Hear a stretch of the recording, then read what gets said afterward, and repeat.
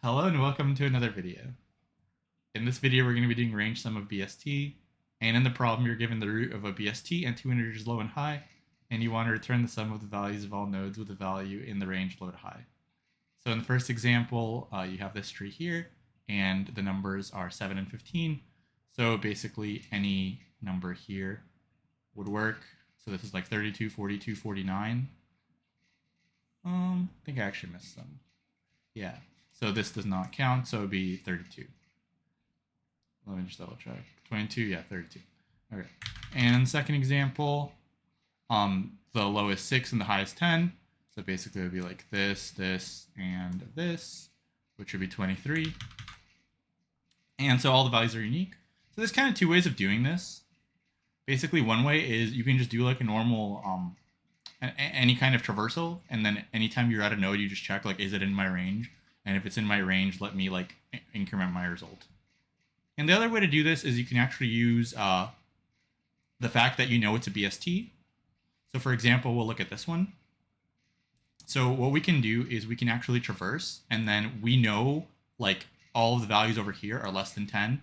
All of the values over here are greater than 10. So we can see what's our range and are those numbers in the range. So for example, here with a range of 6 and 10, we look at 10 and we say 10 is in the range, that's fine. And are numbers less than 10 in the range? Yes, they are, because you can have numbers that are between 6 and 10. So basically, if numbers less than 10 weren't in the range, they would have to be lower than the low. So if 10 is the low or lower, then the numbers to the left wouldn't be in the range. So we can recurse here, and 5 is not in the range, but we can still recurse from 5. So are numbers less than 5 in the range? No, they're not, because 5 is lower than 6, so we don't have to recurse anywhere here.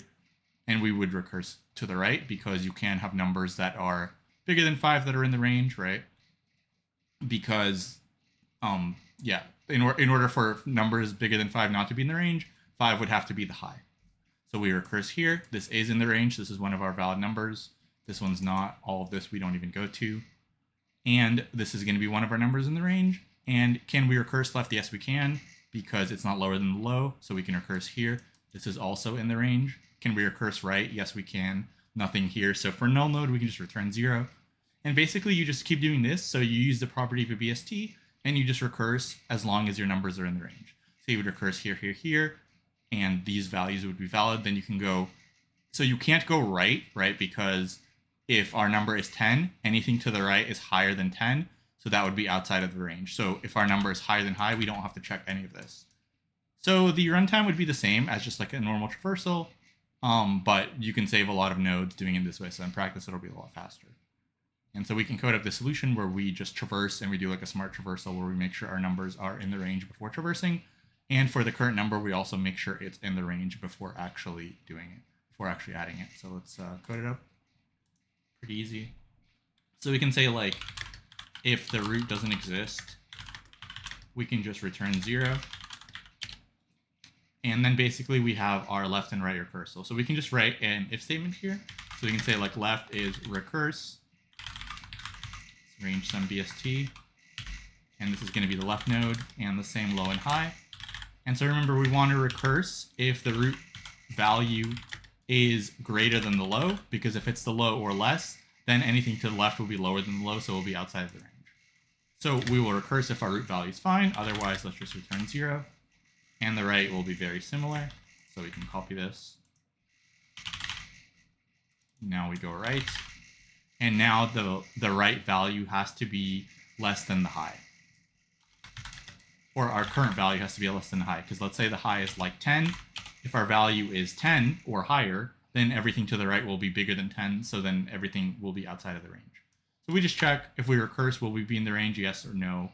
If no, we'll just return 0. If yes, we'll recurse. Finally, we will get our current value. So we can say our current value is root.val if it's in the range. So if this is a fine value, then we'll do that. Otherwise, the value will be 0, right? So for example, if we're on like 8 and our stuff is like 6 and 10, this is valid. But if we're on 8 and our stuff is like 10 and 12 or something, then this will just be 0. Then we just want to return the left and the right and the value.